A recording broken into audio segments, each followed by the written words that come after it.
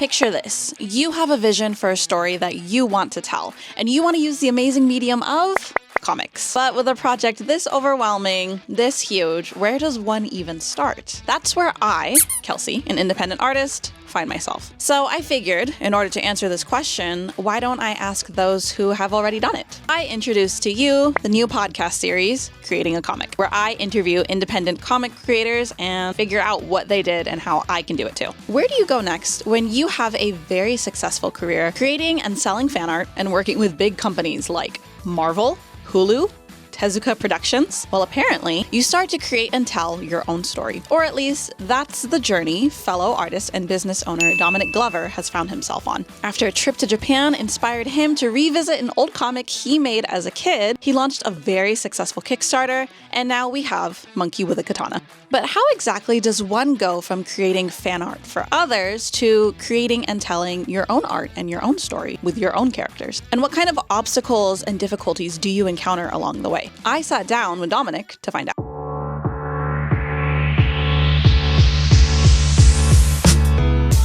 Hi, hello, and welcome to episode 1 of this brand new podcast I'm starting called Creating a Comic. And we're introducing our first guest ever. Hello, Dominic Glover, and welcome. I like the title. I should have read the email headline, but I didn't know the title was that. I'm like, oh, wow, that's a catchy title, actually. Okay, good, because I was kind of nervous about it. I was like, it seems a bit on the nose, but I like the alliteration, so, you know. Well, I think that works for like searchability and stuff, right? SEO. Hopefully you guys found us by that way, but if not, I do have a few subscribers, so I hope you guys have been looking forward to this. I've been teasing it for a little bit, but I'm on a personal journey to create my own comic book, and I figured the best way to learn is to talk to people who have done it already. So like I said, let's introduce our first guest. We have Dominic Glover. Could you please introduce yourself? Take your time. Let us know everything you're about, who you are. My name is Dominic Glover, and I started out in children's books, and that was around probably 2013, but I slowly kind of headed in the direction of comic books by getting hired for different covers and licensing projects and doing conventions. And last year I launched my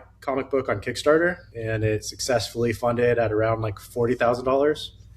And very similar to Kelsie, doing the Comic-Con circuits, doing clients here and there, commissions, selling merch, but definitely on the mission to kind of carry and launch my own IP and make that my full-time thing. That's awesome. I didn't know you were in children's books. That's fascinating. Could you tell us a little bit about that? Yeah, so my mom was she had her own daycare. When you run your own daycare, you're also going to a lot of like children's and daycare conventions. And she was at I think it was I can't remember the title of it, but yeah, it was a childcare convention. And while she was there, she was like, hey, she met this children's book author that was looking for a new illustrator. And she's like, hey, my son draws and he's in school right now for graphic design. Let me message him real quick and see if he can draw this character real quick. And so I drew the character real quick through, my mom saying I need you to draw this right now. I'm standing in front of the author.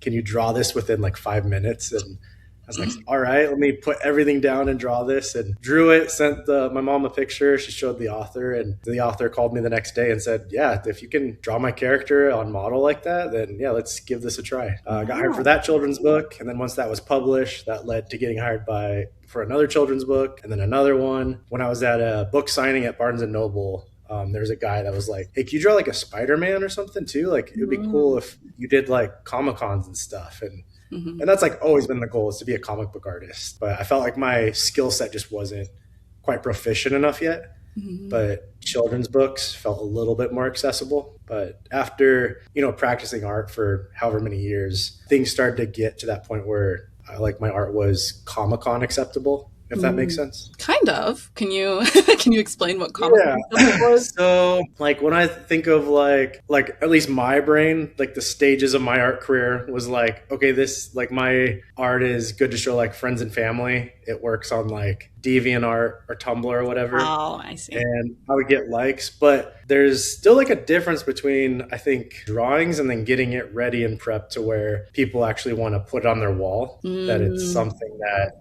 is a purchase item, and understanding the actual science and strategies behind when you do make artwork, how do you make it so that it's viable for whatever person's space or their collection? And that I learned like while I was still working at like different advertising agencies. So I feel like working with children's books and advertising agencies as a graphic designer helped kind of prepare me for the whole Comic-Con experience. I think I understand. So it's kind of the difference between making art and then making art that a consumer wants to buy. 100%. Yeah, I agree. I think there's art pieces that are like amazing, but your average person might not be interested in buying it, kind of a thing. I think that's a whole other different science, is appealing to the consumer. Yeah. And there's like when you're drawing, there's art pieces that work well as looks good as a t-shirt, on a mouse pad, on your wall, as a logo. Around that time of learning how to do children's books, I was like, I think I'm getting to the point where I understand how it, isn't just a page in a book, but it goes from this to now, hey, I'm going to put this next to my desk forever kind of thing. Yes. So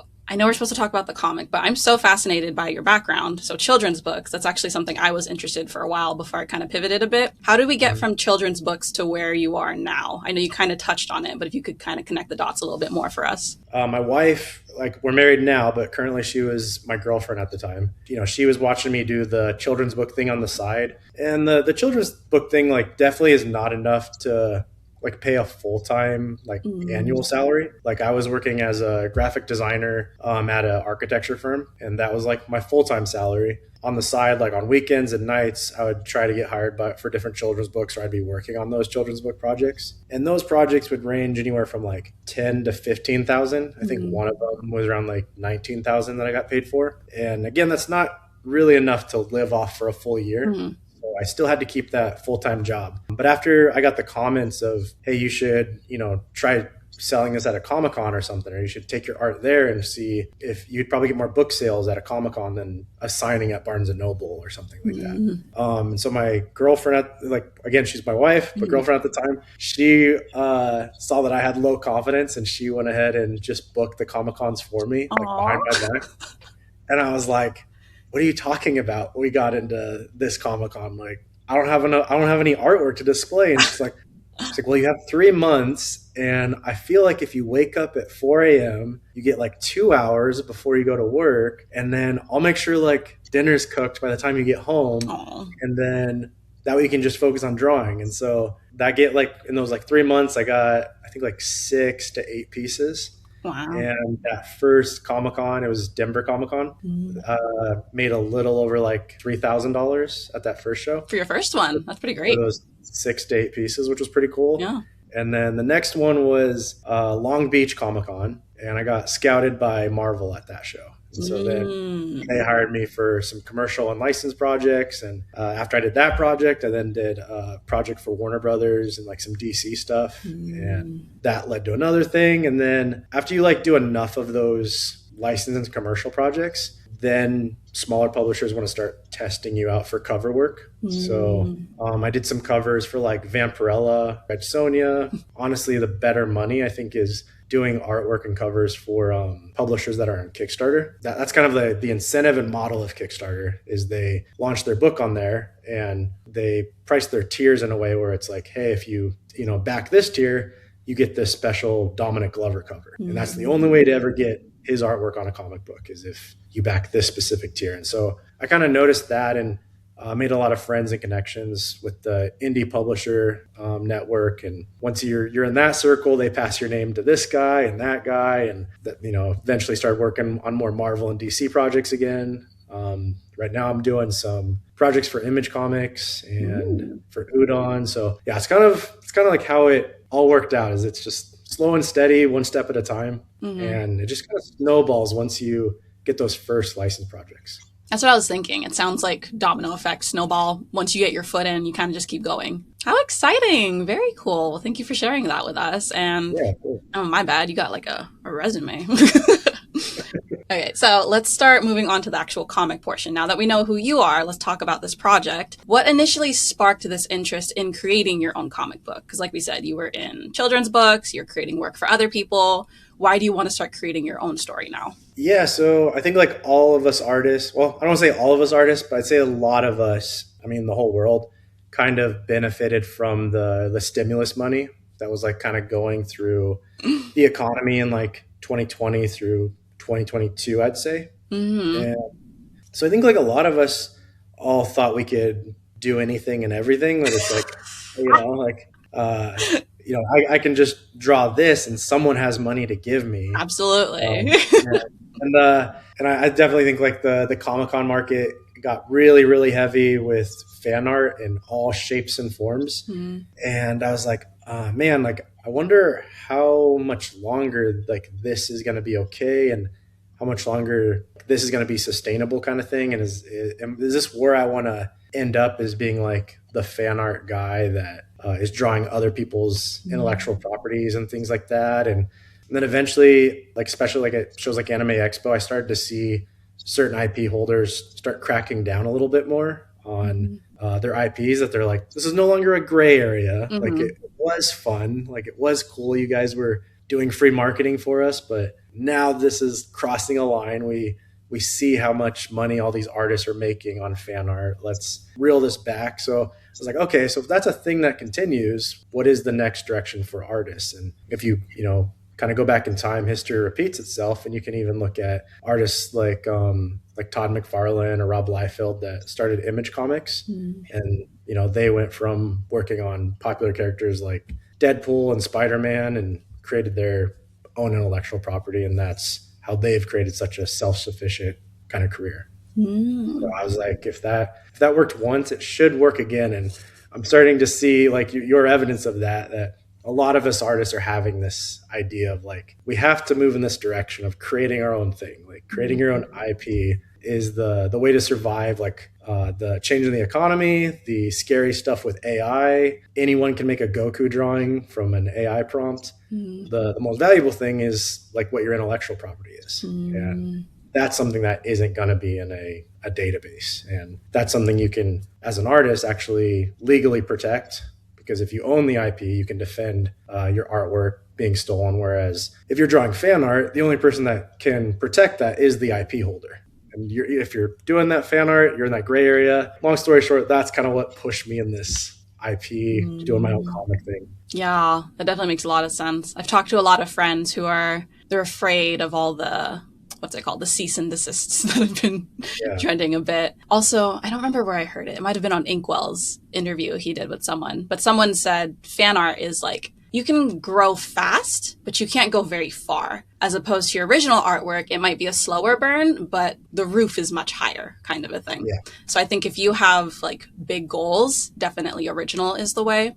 But I also know people who are content with fan art. So I think it kind of just depends on like you as an individual and what you want out of your art. Oh, 100%. Yeah. And again, like fan art got me like all the long things on my resume that I told you about, that all came from fan art. That someone saw fan art and then hired me for that project. Like I've been a featured artist at Anime Expo twice, and that came from anime fan art. That they saw that and they're like, oh, this guy's fan art gets attention, let's invite him to the show. Like, so there's definitely the strengths and benefits with fan art. But yeah, I do see there is a ceiling. There's a ceiling where if you get a little too big, people will show you where the ceiling is.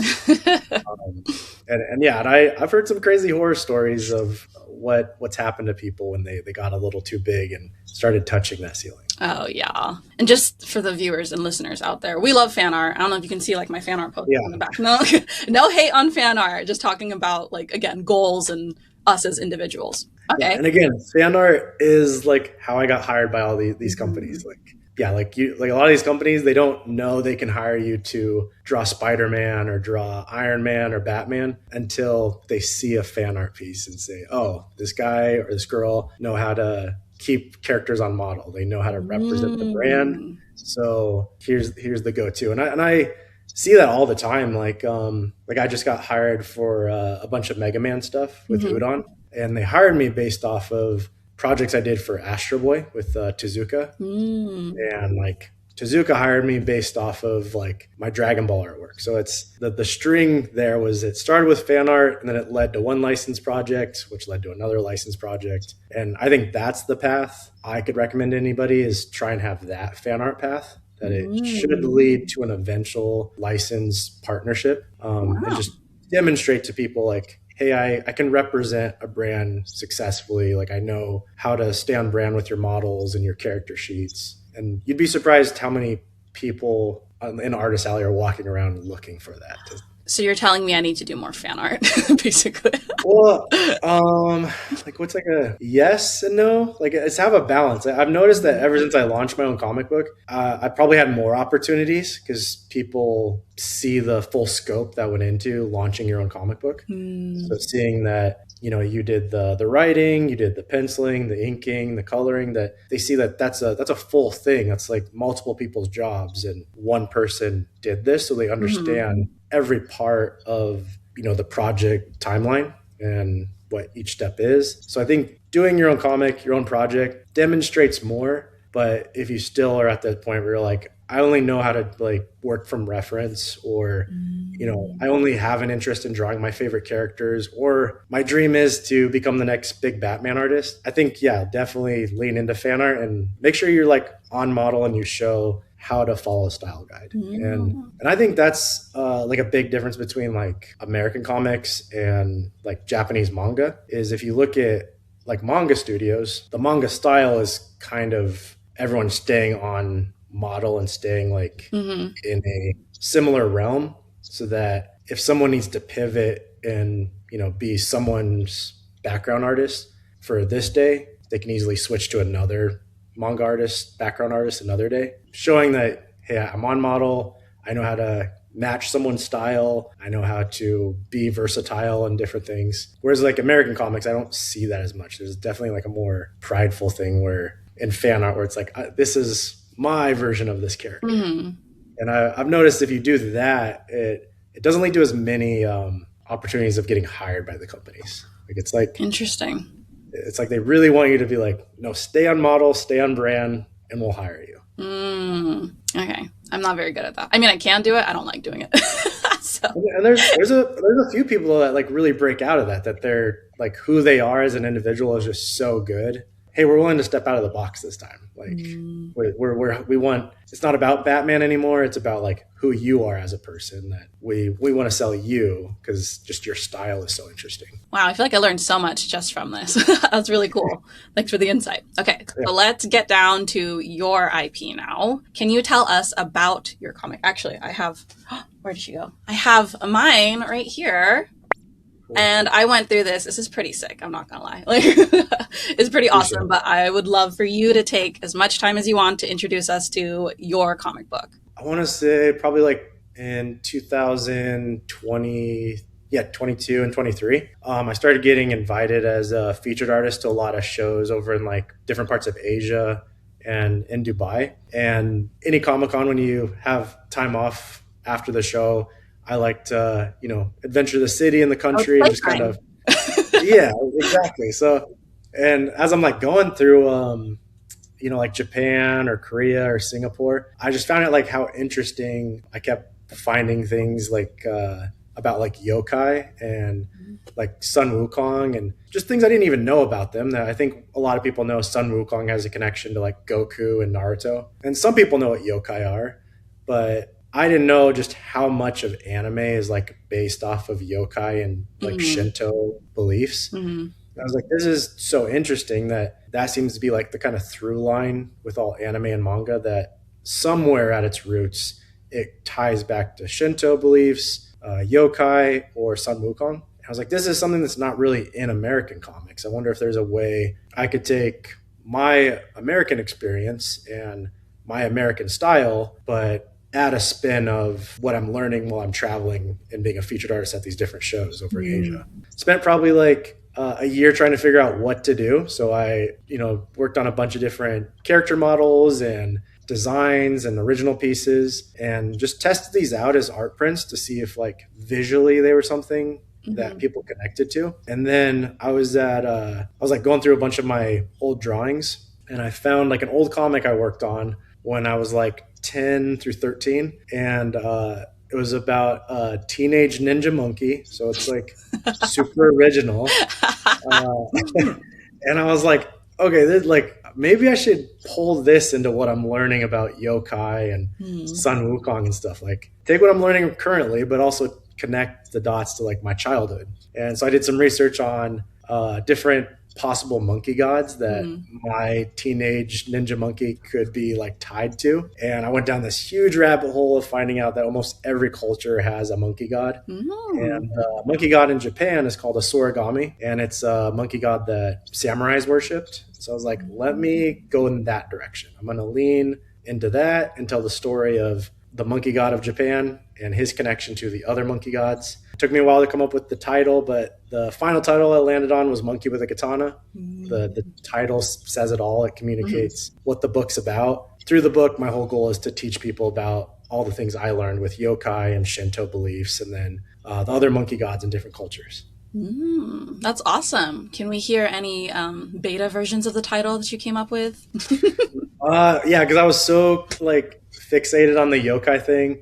I had yokai heroes. I had the onmyoji yokai heroes, which do you know what an onmyoji is at all? It's kind of like what Yu-Gi-Oh is based off of, or what Jujutsu Kaisen is based off of. They're like the feudal Japan sorcerers that if you had a problem or a demon or a monster, or if you were sick or you had a weird dream, you would call an onmyoji, and their experience with life and magic, they would be able to solve your issue. So if they needed to fight a demon or a monster, they could do that for you. If they needed to get rid of a pesty yokai in your house, they could do that for you. And they were they're known to be some of the first astrologers in Asian culture. So I was thinking about that title. Yeah, everything I was using onmyoji or yokai. I noticed a lot of American speakers don't know what that is. They're I didn't know what one of those words was. Yeah, they're I don't know what you're talking about. And I was like, all right, I need to really dumb this down.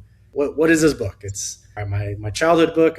Maybe I need to just lean into that. It was Teenage Ninja Monkey. I don't want to copy Teenage Mutant Ninja Turtles. I can't do that. What if I just simplify it and it's Monkey with a Katana? A katana, people know that as an Asian weapon, and everybody knows what a monkey is. So I felt like that communicated the story within that TikTok attention span. Oh, absolutely. Yeah. That's fascinating. I'm not going to lie. The other titles are cool, but I agree. I feel like Monkey with a Katana, you read it right off the bat, you know what you're getting yourself into, which as we talked about in Comic-Con circles and consumer circles, you want to communicate ideas as effectively and as quickly as possible. Monkey with a Katana, very cool. But when it comes to creating the comic part, it's a lot more complicated than just coming up with a really cool title. There's so many aspects to writing a comic book. There's the script, illustrations, concept art. There's so many steps, right? I gotta look at my whole list to look at all of them. Where does one typically even start, right? Can you walk us through the whole process from beginning to end as quickly as possible if you had to summarize it for us? Yeah. So,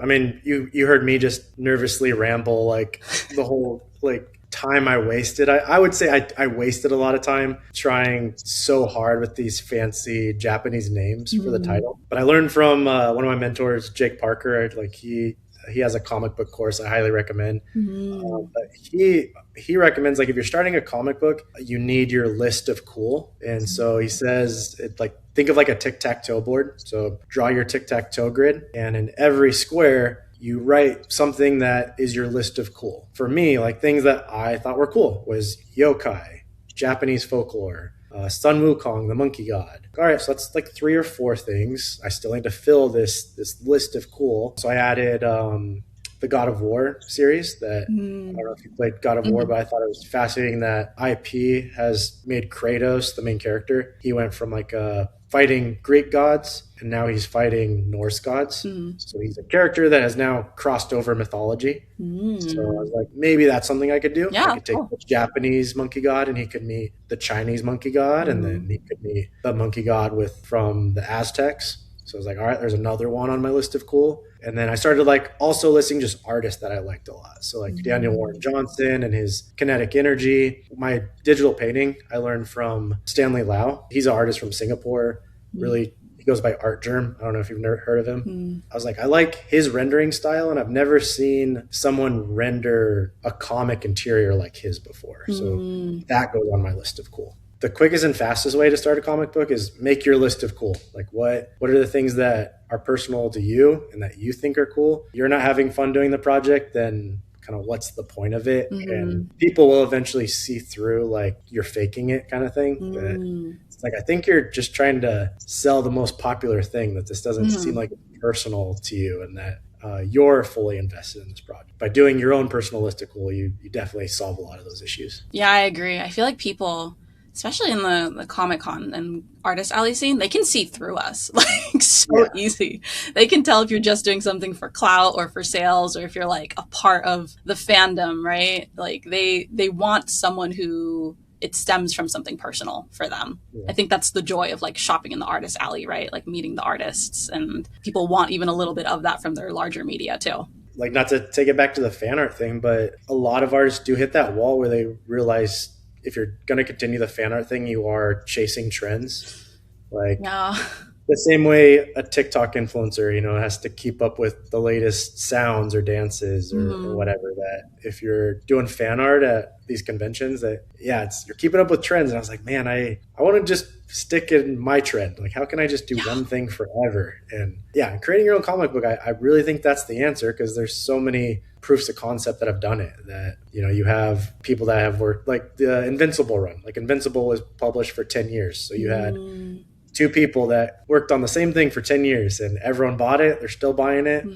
Same thing goes for like Walking Dead. Spawn has, I think, creeping up on 500 issues. So there's definitely, like, once you get the groove going, you don't have to chase trends anymore. That you're like, hey, I made my own trend. I'm going to stay here. Yeah, before maybe like this past year, I did all original art. I started doing a little bit of fan art just because I got obsessed with this mobile game. If you watch my YouTube video, you know what I'm talking about. But it's like, it's so stressful because I'm like, oh, I need to produce something new, like for the next convention or for this or for that. Whereas with my original stuff, it's like everywhere I go, if it's new to me, it's new to everyone else, right? No one's ever seen this stuff before because they've never seen me before. And I can kind of just draw what I want to draw. I don't have to chase trends. It's really refreshing, to be honest. Yeah, and that's something like I like on my list of cool, like at the center of it is the Asian folklore. And that was something that I just kind of came to the conclusion that if I am constantly chasing like knowledge of learning that, then that just deepens and broadens the IP as well. That if I am making a comic that's totally inspired by Asian folklore, it moves as fast as I'm learning. So every time I, go back to Japan and I learn more, I'm like, oh, this would be a cool thing in the comic book, or maybe that will come in on issue 6 or 7 once I get there. And I think that's a funner thing to chase than, what's the trend and what's the sound I need to dance to or whatever. Trends are fun. They're so fun to participate in, but they can get a little exhausting if you're always doing that. Like we mentioned, there's like, when it comes to comic books, there's like script writing, there's formatting, there's character concept and whatnot. Of all the different steps it takes to create a comic book, is there a step that you personally struggled with the most? And if so, why? I made my job way harder than it should be. I talked about Art Germ and Stanley Lau. He's a cover artist. That's what he's known for. Like, people buy comics because they put his artwork on the cover. And I was like, it would be cool if the inside of a comic looked that highly polished and rendered. When you're trying to polish interior pages that much, it takes much longer to do everything. There's totally a reason why interior pages look the way they do and why covers look the way they do. I'd say, that's the hardest thing, is it's like, okay, not everything needs to be this highly polished and rendered. So trying to figure out and learn, like, when do I step back, or when do I kind of push forward that, okay, this full splash page, that needs to be fully like polished and rendered. Maybe this panel of them talking, I can tone that down a little bit. That was very difficult. If I could go back in time, I think I would definitely simplify my coloring process and tone it down. I think also just listening to other people, that as you go to Comic-Cons and you go in Artist Alley, you talk to a lot of other artists. And I was talking to people that do Webtoons. I was talking to people that do graphic novels, people that just do black and white manga, and then people that do comics. And there's just different rules with all of them. So trying to pull what rules work where and when, and why is that, and also who's buying each kind of product. Webtoon is not a product you pay for. It's a free thing. But if you go to comics, you have people that treat it as a collectible item. there's some people that don't even open their comics. They're buying it just for the value of it and what's on the cover. And there's even collectors that they have it as a business, that they buy comics so that they can flip it within 6 months on, Whatnot or eBay Live or something. So just learning what rules apply to the journey I'm heading on and what kind of consumer do I want. It's so interesting that you say that, because when I was going through your comic book, the first thing I noticed, I was like, dang, this is rendered. Yeah. Like I was reading my manga and then I was looking at yours. I was like, these are like full. Oh, I can't show that one. That's not. I'll get demonetized for sure. But like just showing, like, dang, that's the inside of a comic. That's wild. So you brought up another thing. So there's also people, like the people making the quickest and the biggest bucks were the people that were making stuff you can't show on YouTube. Yeah. And I had so many people that are like, I don't think people are going to buy just a strictly monkey book. Like you need something a little spicier. And, sexy ladies. Yeah. And I still go back and forth on it, that especially after launching the Kickstarter and seeing how many people are like all about the story, and then seeing the people that are all about the sexy lady on the cover, and that the sexy lady is the monkey's villain. Like the ratio, I think I would have been okay with not including like the spicy stuff. It's not as big a demand as you thought it would be. Well, and it's a demand to a whole different customer column. I see. Which again, like I think if you're in this like kind of realm of illustrative storytelling, whether it's webtoon, manga, graphic novels, comics, every person is a different kind of person. I've noticed the spicier stuff, those are usually the people that are the collectors, that they want those items because no company like Marvel or DC is publishing stuff like that. So it feels really rare. And when I went down the rabbit hole of finding out where that originates like when Playboy and Hustler started making their own comics. And those comics are some of the most expensive and rarest comics you can find because they're the spicy comics. And even going back to like the 30s and 40s, that there was adult comics that had nudity and like violence in it, and the government had to step in and shut those down.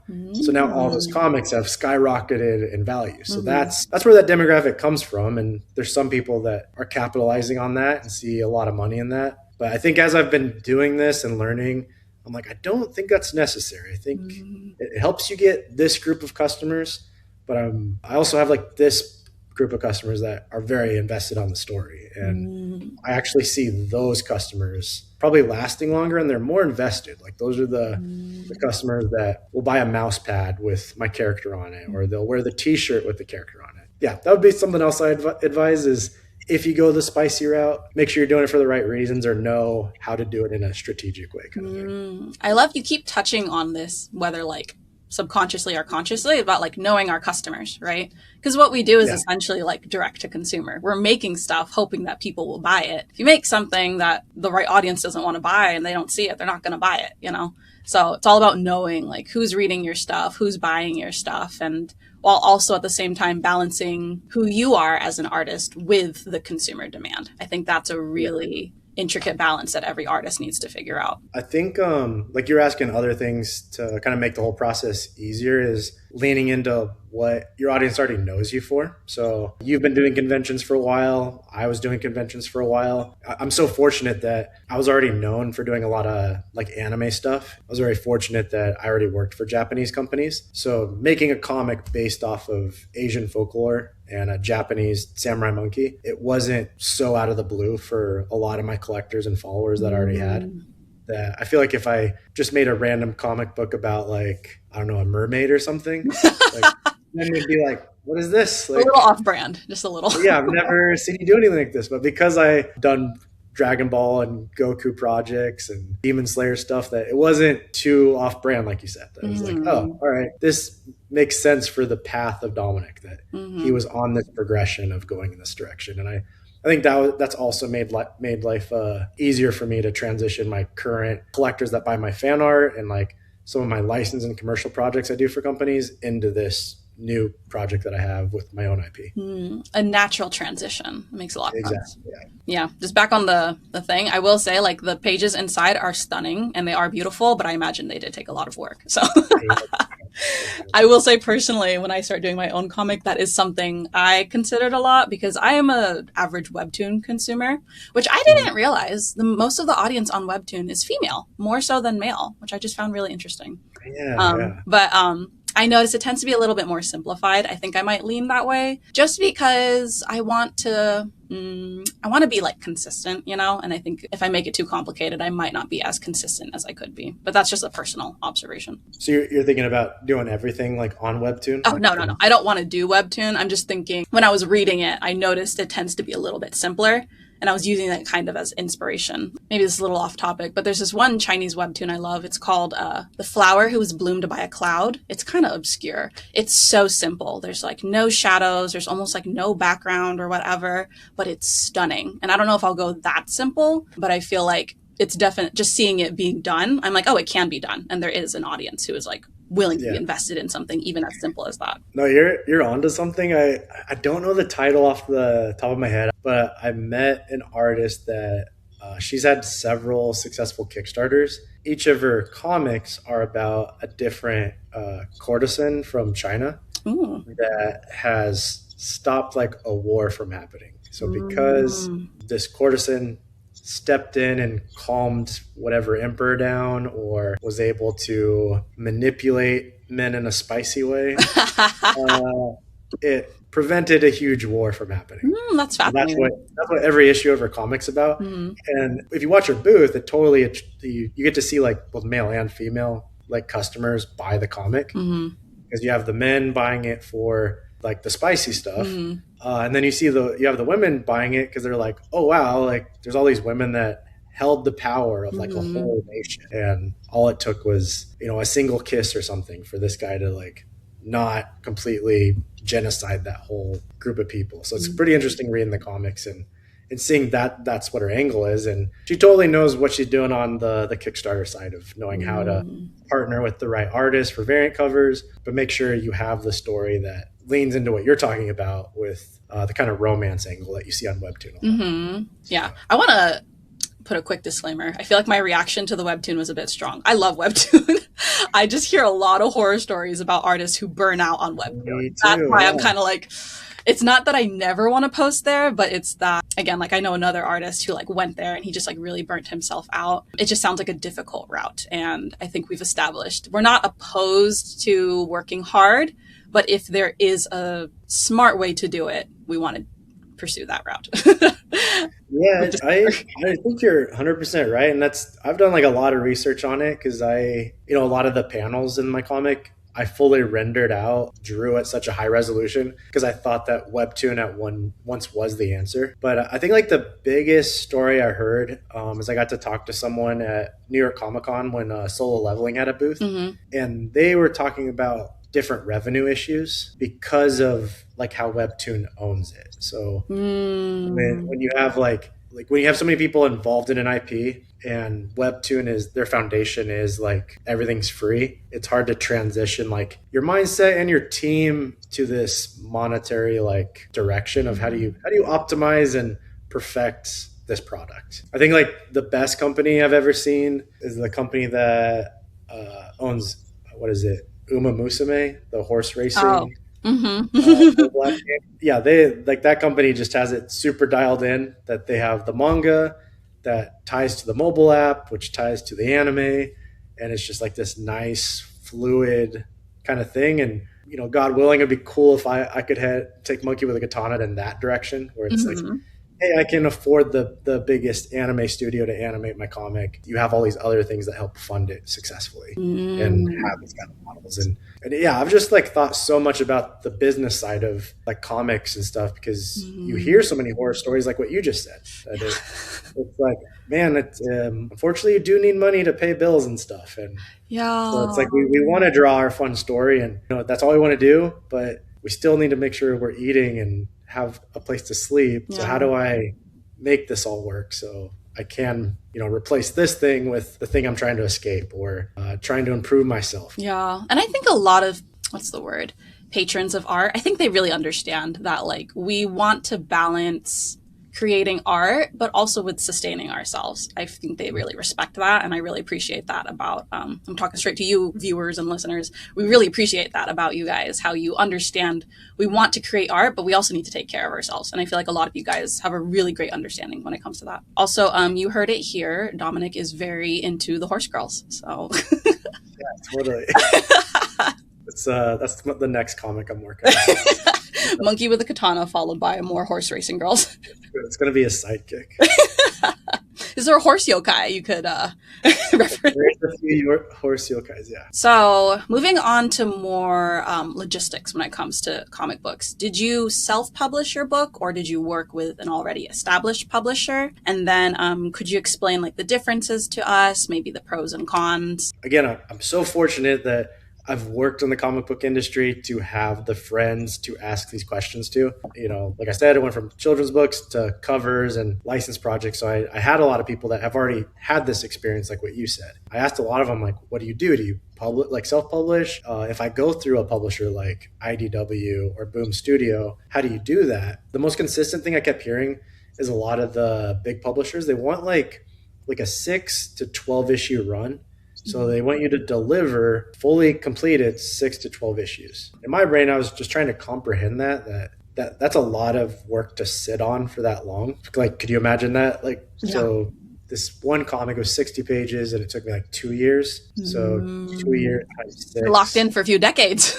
Yeah. And then once it's finally done, then you deliver it and maybe they say yes or no. So that I was like, oh, that just sounds a little too intimidating. And as fortunate as I am with my career, I don't have enough credentials for these publishers to completely trust that my new monkey comic will be the next big thing. Mm-hmm. Let me do the humble and content thing and truly learn what is even the whole publishing process by doing it with Kickstarter. And so I first launched a preview issue just to kind of get feedback and check and see how delusional I was with my monkey comic and how many people actually were into it. It helped me kind of figure out what's the pricing model and structure that people are willing to pay for a comic at how many pages, that if it's this many pages, they are willing to spend this much. Or if it's this many pages, they want it on Webtoon. If it's this many pages, now it's in the graphic novel category and they'll spend this much money. So that helped me like kind of just figure that aspect of business. I tested out several printers, figuring out if you're on this quality or this quality, what do people prefer?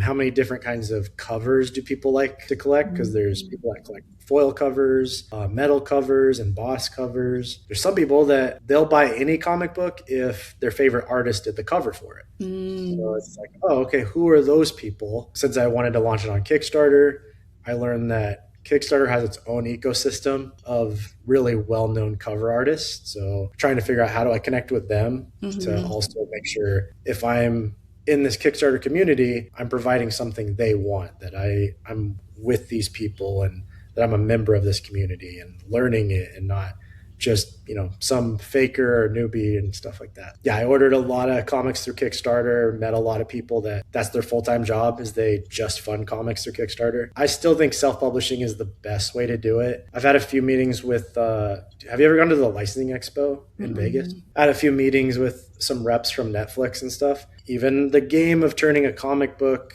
into an anime on Netflix or Hulu, like what they're willing to buy, they definitely like the self-publishing route too. Really? And the reason why is if, let's say you published it through Boom Studio or IDW or even Webtoon, that's another percentage everyone has to split now. That's another table of people that have to approve certain things. Another party to work with. Exactly, yeah. So it was just kind of interesting, like getting to hear that side. That it's like path from self-publishing to like, hey, now let's get this on Netflix or Hulu as some kind of animated project. It's much shorter if you self-published it. That's great to hear.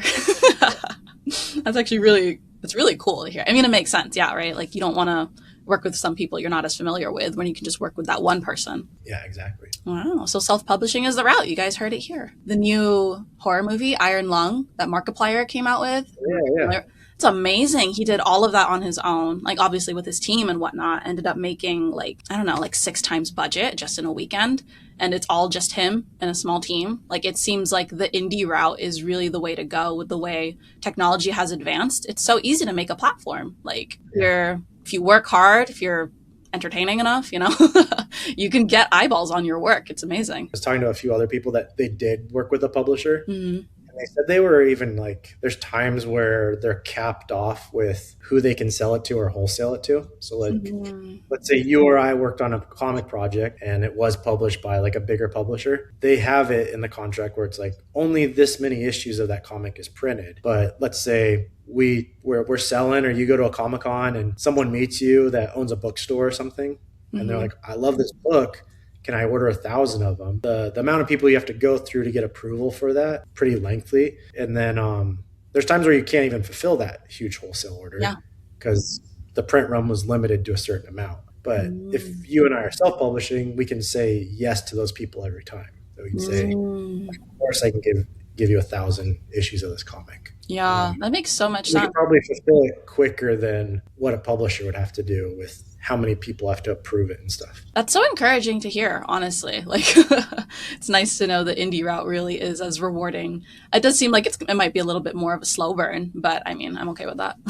What is the best thing about writing a comic book? And then what is the worst thing? Best thing would be like that learning stuff I told you about, that I love learning anything and everything. When I'm like, oh, it would be cool if I put this kind of character in a scene. Well, what did those kind of people wear back then? Like then I go down the rabbit hole of watching video essays on feudal Japan outfits and who wore what and what this kind of outfit represented, and learning about like architecture. And if I want to add like a famous character from like real feudal Japan and I want them to interact with this other character, trying to figure out, were they alive at the same time? Or maybe one of them had a descendant that would have been alive at that time. Like how could that happen? So I think just the learning part I like a lot. And then just the problem solving too, that if I hit a wall or I notice like a page turn doesn't work correctly, trying to figure out like, why is that not work? And, and that's why I love the preview issue model that I said, that I handed out a preview issue to get feedback. And I would get to see like in real time, people interacting with the book and seeing like, when did they put it down or when did they close it? And then when do people keep flipping the pages? Or am I getting the correct reactions I want for the book as well? And if I didn't get that reaction, how do I problem solve for that? That would probably be my favorite thing. And then you said least favorite thing, right? Yes. Actually, before that, though, could we talk about the preview model? Because you mentioned to me before how you had like basically like an ash can or like a small version of your comic book beforehand. But if you could tell our viewers a little bit more about that. Yeah. So an ash can is a term that is used by the comic book industry, which is like, sometimes I've seen ash cans that are all of 4 pages long. And the ash can is used to get your trademark and copyright for your concept. You can take an image and you can file that for a copyright. But if you have a story concept, it's a little bit higher concept. Like it's not just a single thing. It's an idea. You need an ash can, which that communicates your concept and idea. And you can trademark that or register it so that you now own that idea. That if someone else decides to make a comic about a purple samurai monkey, because I now own the IP, they're infringing on that intellectual property. All you have to do is just have that ash can to go through that process. And then I was told by several people that if you really want to do the Kickstarter model, the way to do it is promote the book for a year or more, to just problem solve through those issues of everything I just listed.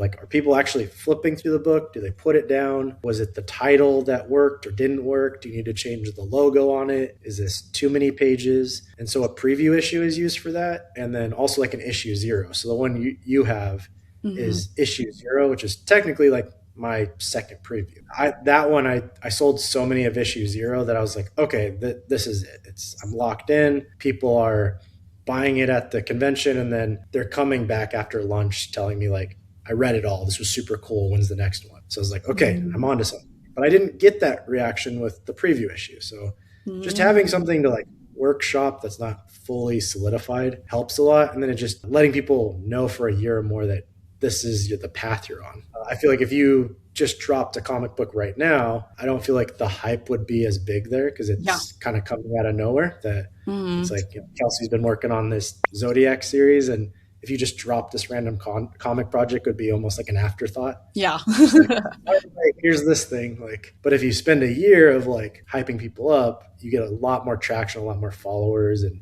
people that are invested in the project. Yeah, so it kind of served like double purpose. It got people invested in what was to come, but you also, it was like a rough draft. Like you were able to gauge people's reactions to it, and then based off of that, edit things for the next version to come. Yeah, and I think it also showed that I respected like everyone that wanted to support me. That Yeah, if the someone, feedback. yeah, like someone told me that they're like, I don't know, it's kind of like, I think you need like a sexy villain character. Like it's kind of weird. Like, I don't know, I'm not really into stuff like this. I'm like, all right, so this is someone that's supported me for quite a while. He's bought almost every art piece. Like it would be kind of foolish for me not to listen to him. So let me listen to what he wants from me. He's been supporting me for a while. He knows what I'm good at and what I'm not good at. And then listening to like different comic pros that have already gone down this path, that they have already done what I'm doing, how to do it or not do it, or if they could go back and change something.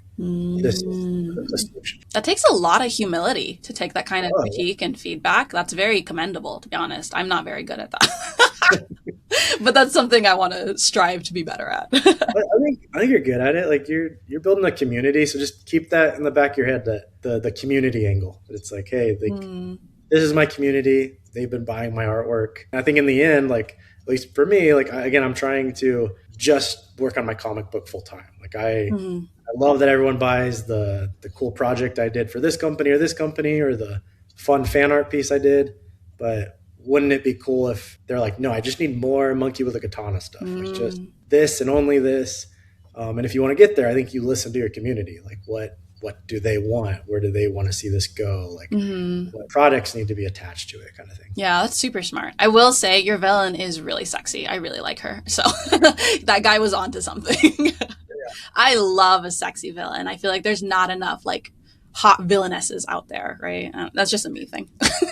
The thing that like really helped me click with that I'm like, okay, like the issue 0 totally worked. Like I'm in the right direction is when I saw this huge shift of female buyers and readers. That I was like, okay, it was like my OG homies that were like buying the preview issue. And then once the issue 0 was out, I was like, oh, now this is like a whole new different kind of people. And now it's like I'm seeing a lot of females, which is interesting. And you were talking about Webtoon being a lot of female readers. I started noticing like just having the preview issue and issue 0 out for like 6 months to a year. Then people started cosplaying as the characters. And I was like, okay. I mean, I know how much work a cosplay outfit is. Yeah, like, it's crazy to do that. So I'm like, this is the path. Like I need to stick to this. Like this is proof of concept is there. They like this. They're dressing up as the characters. They're asking about the lore. They want to know who is this tied to in real Asian folklore. That's something definitely pay attention to. Just really lean into that community feedback. I will say everyone loves a pretty girl. Everyone does. So. Oh yes. We talked about what was the best thing. What's the worst thing about making a comic book? Definitely if you have that contrast of how quick and fast like fan art money is. Yes. That it like this comic book thing is a very long game. It's not as quickly or as rewarding as like, all right, I drew this one print and it's this one print and sell it immediately this weekend. Whereas you do a comic book, you're like, all right, I did this one panel or this one page and it maybe took me 3 times as long as that it took me to make that art print. But I'm not going to be able to see the return. I'm not going to be able to show people this for another, few months or so. It's a slow burn. Yeah. Just like how long it takes. So we just got to be patient, but you're humble, so I'm sure that comes with it too. If you could only give one piece of advice to someone who wants to write their own comic book, what would it be? Only one. One? Yeah. Man, that's so tough. All right. One piece of advice. Make sure it's personal to you. I've seen people fake it. And you said it earlier. You can tell when there's like fake fandom or someone's trying to manipulate you kind of thing. So if it's personal to you, it's not fake, and people can totally see that. It's like, oh, this guy is ecstatic about his comic book. he's saying things, he's talking 100 minutes a mile or whatever, and he's excited. So okay, maybe some people will buy the product just off of that, like seeing the passion. Yeah. People want something personal in like this world of big box and like huge industries and celebrities who feel so far away. I think that's the appeal of like the influencer, of the small artist. It's like they're just a real person with real dreams, and you get to be a part of that. And I think that's what's really exciting. This might be a little off tangent, but my husband's actually a youth pastor. So he works a lot and researches a lot on Gen Z, Gen Alpha, the young people, and like what motivates different generations. The youngest generations are motivated by authenticity. They want something that's real. Because, we live in a world of AI, and is this real? Is this fake? Like, they don't care they don't care about your qualifications. They don't care about your resume. They care about if you're real. That's what they want. So it's so interesting that you say that, because I think we live in a world of people who are hungry for something real and personal. Yeah, I think you and I have already seen all the AI slop at conventions and stuff. I feel like what you're doing, the IP thing, like creating your own IP is the most like bulletproof thing for the future of all this fakeness, and seeing all the AI tools combined. Like, it just takes so much comprehension of how to build a comic that it's not a simple prompt. It's probably thousands of prompts to get to that point. So, and I think that has such a longevity. We can go 50 years in the future, and someone can look at Kelsie's comic or Dominic's comic and be like, oh, this was so much work. Like, this wasn't just a generated thing. Like, I can see every little part of it. Like, there's so much math to it and thought into it, and like you said, realness to it. Moving on to kind of like our fun section, right? So these are quick. We don't need to spend too much time on it, or as much time as you want. You mentioned that you travel a lot for your business. Where have you seen the best reception for your comic book? It can be like online, or it can be like, a different country, wherever. The place I was most nervous about is different parts of Asia. That because my comics all based about Asian folklore. Yeah, I want to make sure you're right. Yeah. And I was just nervous about in the United States, it is a serious issue when people cross that line of cultural appropriation. Yeah. And so, I wanted to make sure hey, if I'm doing this, I want to make sure I'm respecting the culture and that it's accurate. So that was the part I was most nervous about. And I'm so thankful that, I have repeat buyers, and there's people that want to stock like comic book shops over in different parts of Asia because they like the idea. That's awesome. I think like the most popular place, I have a pretty large following in Atlanta and New York. I love Atlanta. So it's been pretty cool to see people like get so hyped at like Dragon Con or MomoCon. Just seeing like the younger generation that wants books. Because so many times where you're like, everyone just wants art prints or t-shirts or whatever. And then you see the kid that he's like on a hunt, and he's like, I'm only looking for comic books, like indie comics. Like, it's like, I don't want Spider-Man, I don't want Batman, I want something new. It's like, cool, man. Like, this is super fun. Super cool. Okay, so when it comes to Monkey with a Katana, what shows, movies, books were some of your biggest inspirations for this? It doesn't need to be like a direct inspiration. Maybe just like you read this and it made you feel a certain way, and I want to make my own story to make people feel that way. But like, what were some properties that had a big part in you deciding to make your own? Yeah, like I'll give you pictures of that original comic I made when I was a kid. Yes, I've seen lots of reels about it. Yeah, literally like Teenage Mutant Ninja Turtles.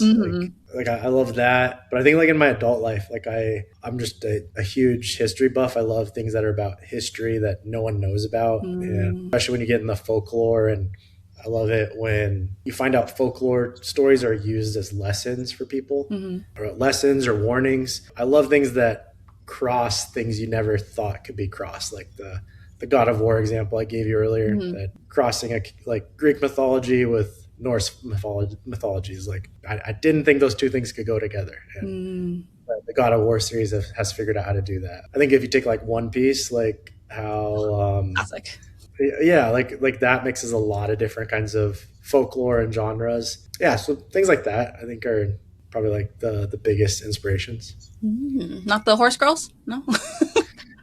In regards to business, the horse girl thing, I'm studying pretty hard because it's sad how as you get into this comic book thing, there's gonna be a lot of people that will try to discourage you, and they tell you the horror stories, and they're like, it doesn't work, or you're delusional, you're crazy. So when you find something as successful as that horse girl, Yeah, it's so out there, but it's like taking over the world. Yeah, I hang on to stories like that. Like I'm like, oh, okay, so like that's how you pull this off. You pull it off like by cross product and make sure all your products complement each other. That they make sure their manga complemented their video game, and the video game complemented the anime, and that's how they're able to sustain that whole IP. I definitely am studying things like that, and whether it's big or small, that's probably the biggest example that I've found and the most successful. But there's other small people that I've seen where they release their comic book with like a card game. Like, have you heard of Something's Killing the Children?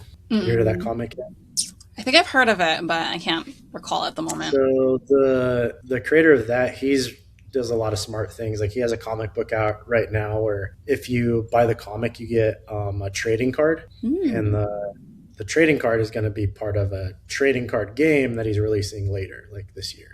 So very cool. You're incentivized to like buy the blind bag comics right now, so that the strongest or rarest cards that you can then later play with your friends the same way, friends play Magic the Gathering or Yu-Gi-Oh. So that's like a interesting way to make sure your sources of income are diversified with the same IP. Inspired by so many different ways of doing this comic thing. Yeah, there's a lot of elements to it. Yeah, it's cool that you say like or being inspired by something that's just kind of out there. I'm personally super inspired by the author of Dandadan. I read a little bit of it, and anyone who reads or watches Dandadan, it's out there. It's kind of that first ep is whack. Yeah. Like if you last that first episode, you're in for like a good time, like you're set. But I remember reading something along the lines of like I believe his mentor was like the author to, I want to say Jujutsu Kaisen. That might not be it, but it was something like that. And he for a long time was trying to get something published, but it just wasn't working out. And so his editor one day was like, just don't hold back.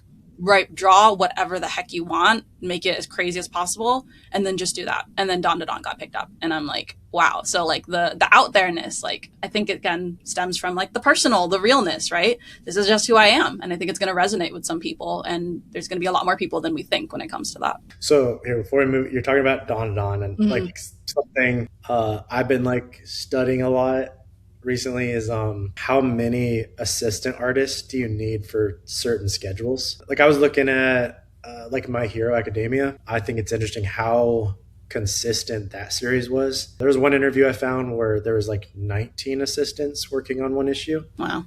And so like I just find it interesting that that's acceptable in other countries, but in America there seems to be such a high pride, and some people think only one person's working on manga. Then if you like listen to Japanese interviews, you're like, oh, there's 19 artists that were working on that 20-page issue of manga. Like, when will that be acceptable in America? And when will like American readers understand that if you want a comic every week, that's what we need to accept? That there's one person with the vision, and then they have 19 people under them that help streamline this so you have something new to read every week. And what does that cost? Like if you have 19 people helping you, what kind of income do you need to generate to provide for that many salaries, kind of thing? So that's like the next thing than we think it is.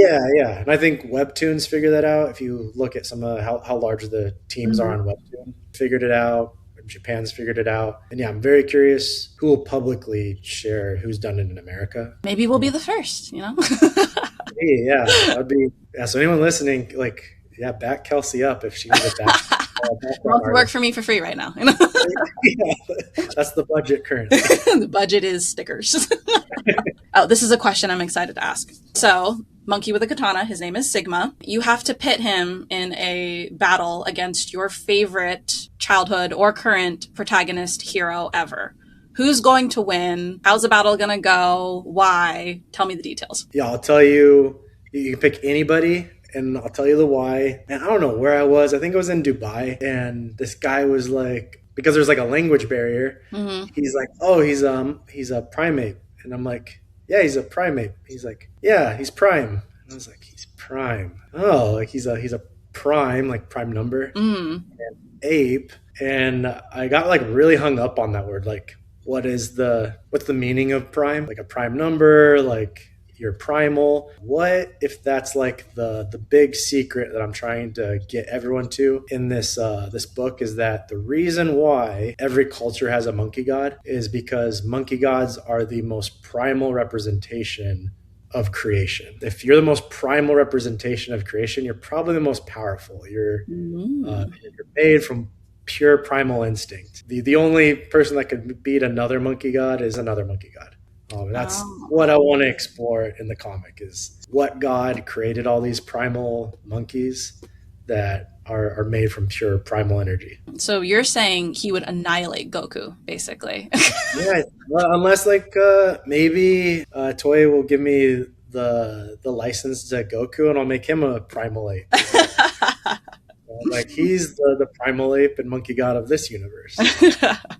Okay, I'm looking forward to the spinoff. We've got a few more questions and then we're going to wrap it up here. But where do you see you, yourself, and Monkey with a Katana 5 to 10 years from now? I know you kind of referenced it, but like dreaming big, right? Like don't hold back. I wanted to replace like my current income that I make from client projects and then also doing conventions and stuff like that. So that's like financially where I wanted to go. I heard an interesting interview with Todd McFarlane, one of the founders of Image Comics. He's the one that created Spawn. He said he can maybe count on one hand how many Image titles reach issue 50. If you look at like Image Comics has been around since the 90s, and he's saying like he can maybe count to 5 of how many people have gotten to issue 50. So that's story wise, that's how far I wanted to go. I want to at least get to issue 50. Like I think Todd McFarlane put that challenge out for people like you and I. Story wise, what other kind of answers do you want from that? I don't know. Like, you were talking about like Netflix is the big dream. Like you would love an anime or like you a mobile game of it or something. Yes and no. Like one that I'm super happy like I accomplished already is people cosplaying the characters from the book. But like I get nervous like about the animation part because I've seen some people that did the comic book thing like what I did or what you're doing did get it animated and it kind of killed the momentum of it. Like, it kind of killed the fandom. Like a good example is like have you ever read Berserk at all, like the manga? No, I'm not good with gore, but I'm very familiar. Okay.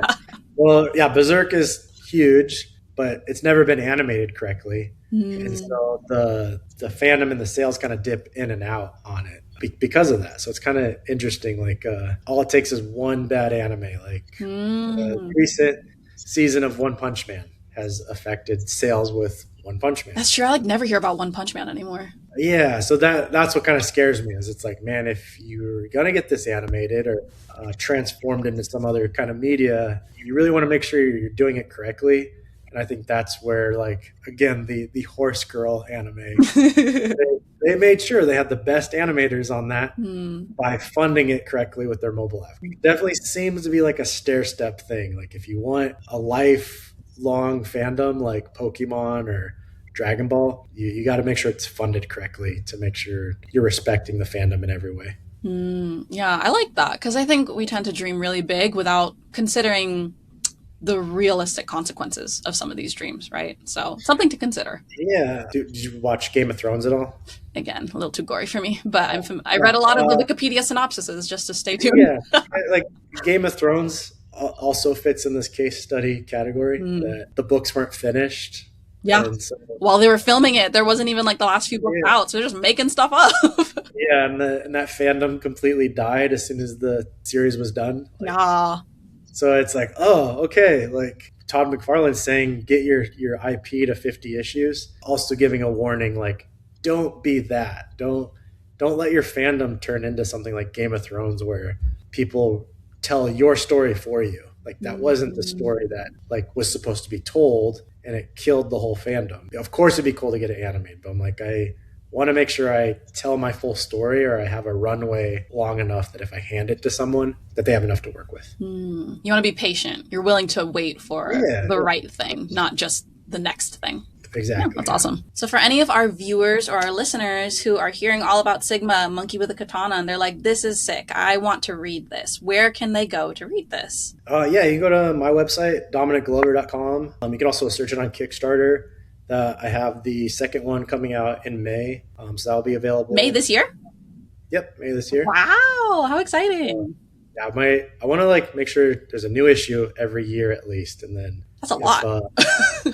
yeah, and then if the world listens to Kelsie here and is like, all right, we accept backup and assistant artists, maybe I can speed that up and we can get like more backup artists to crank out the issues. You'll get paid in mouse pads and t-shirts. Yeah, exactly. And our last question. This has been so awesome. I feel like I've learned so much, but also just like had a really great time doing it. Is there anything else that you want to share with our viewers and our listeners before we close? Any big projects you've got coming up? You kind of mentioned it.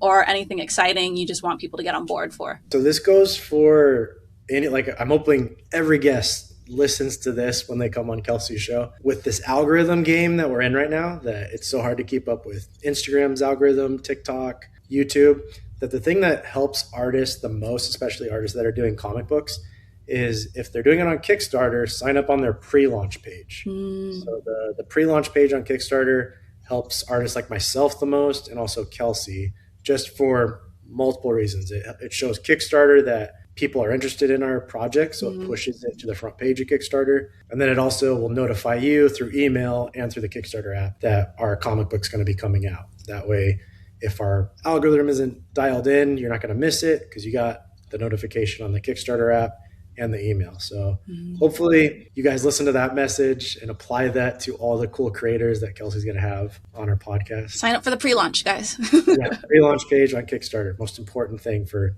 all comic creators right now. Okay. And then you mentioned your comics, the next issue is coming out in May. Yep. Next one's coming out in May. So, and the goal is a new issue every year. That's awesome. And that's going to be available online and in-person events, I'm assuming? Yeah. So if you back it on Kickstarter, there's going to be exclusive variant covers. The goal is to have Kelsie make one of the variant covers. Spoiler alert. Have that happening, and then I'm gonna have like other cool exclusives like t-shirts. I have some commission tiers, so if you want me to draw anything and everything, back that tier. Like the last Kickstarter, someone wanted Spider-Gwen as a samurai, so I drew Spider-Gwen as a samurai. I had a guy that wanted his dog as a samurai, Broly from Dragon Ball as a samurai. So fun commissions like that will be available on my Kickstarter. But yeah, hopefully you guys check it out. Awesome. So viewers and listeners can find you on Kickstarter, Instagram. Where else can they find you? Website? TikTok. I'm trying to be as awesome as Kelsie and post on my YouTube channel. Sorry, ignored. So many questions about me. What's your timeline looking like? Bruh, this is an interview about you, not me. You gotta give me a little something. Right? As soon as you gave that announcement video, you hyped me up. I was like, all right, she's figured it out. Stop. I've had so many people who was like, oh, I'm so excited. I'm like, I haven't done nothing yet. So like when I've always had this idea, right, to make this comic, my biggest thing was like, I never felt like my platform was big enough. So I'm always like, oh, once I reach like this, I'll start. Or once I reach that, I'll start. And then I finally talked to someone who was like, just start. Like that will all come eventually. But like, if you just keep waiting for the right moment, it's never going to happen. It's never going to come. So that was literally just in December. And I was like, fine, I'll just get started. But at that point, I already had events booked. I already had, like, you can't just pivot everything in like a month. So I had that video out because, like you said, I wanted to build hype for it. I want people to get excited for it, but I do have to like touch on it again before people forget. So it's kind of the goal with like this podcast and like with other videos to come. Well, I'm hoping you can, again, like that Ashcan thing, like all you need is like 3 to 4 pages. Like it'd be just how much momentum you get from that. And it's just such a dopamine hit, like once you get to see it in person, but also get to see people's reactions to it. And yeah, and I've seen some Ashcans where it's just pages of concepts, where it's like I'm trying to figure out what outfit do they wear, like what sword do they hold, like yeah, even that's enough, and it just that dopamine hit helps keep the momentum going. It kind of shuts off all those negative thoughts and keeps you going with it. Yeah, that makes a lot of sense. So you do mostly anime conventions, right? I do, but I kind of want to pivot a bit to more Comic-Cons because one, I've noticed they're way bigger. Like your average anime convention's like 20K, but your average Comic-Con is at least 50,000 to like when I did FanX, I was like, I'm about this. I like this a lot more. And like anime conventions, people are so young. My audience is not young. My crowd, they're my age or older. That's why I'm like, I think Comic-Con. Yeah, you move into comics is the right move then. Yeah, so I want to do Um, more of that. so if you have a pen and paper, like if for all the listeners, pen and paper right Mhm. now. Okay, right now. If you're moving from anime to comics and you do Artist Alley and stuff, the like comic shows where you'll see the people that are there for comics, like C2E2 is one of the ones that's on Bruh, it. I So, wish. Read Pop won't take me to anything yet. well, once you do a cover for my book, then it's like I'm a published artist. So Okay. Right now. okay. Give it to me right now. Do it right now. Well, we got C2E2, Heroes Con, Baltimore Comic Con, New York Comic Con, Mega Con. I'm gonna be at MegaCon next Nice. month. Yay. Those would probably be the biggest like comic ones where Mm, if you're doing a comic, have like an exclusive at that show. So it's mm. like this is the exclusive cover for this show, or make sure you have plenty of comics there. So I need to have my ash can ready in a month, is what you're doing. Just something, even if you just had a page of concepts, like the I can do that. because I just put because, together like, doodles. that's how you get. That's how I got hired by Image Comics, was having the Monkey with a Katana preview. Was they saw that and they were like, "Hey, if you can draw a monkey, I think you can draw Battle Beast." And so that, yeah, if you have like, and there's so many people scouting at those shows that are like, we're looking for comic book people. Okay, I'll get to work right now. Yeah, Figure something I out. think you got it. Just like a little foldable page, like concepts, fold it in half, put your name on the cover. You're good. Okay. Yeah, Got my project now. cool. Thank you so much for being a part of my first podcast. I feel like we really started with a bang. So, like, really exciting. Super awesome to have met you back at FanX. Really excited for all your upcoming projects. Really excited for my upcoming projects now, too. But I hope people were able to learn from this. I feel like I just sat through like a whole lecture and I learned so much. It was really awesome. Any closing thoughts from you, Dominic, before we head out? I'm really excited for your other episodes, and I hope everyone's like really listening. I think again, comics and visual storytelling is the future for having a bulletproof art career. That I think people really, really need to lean into creating their own IP when there's such dangerous things like AI that can be used against us. That once you have your own IP, that's when you can legally protect what you create. So I'm hoping people are inspired to do that. All you got to do is just start. You have a bunch of resources here. If any of you guys need help, you can message me. I'm sure you're going to learn from all the other guests that Kelsie has. So yeah, really excited about this. Oh, awesome. Thank you so much. And thank you to the viewers and listeners for being a part. Hope to see you in the next episode.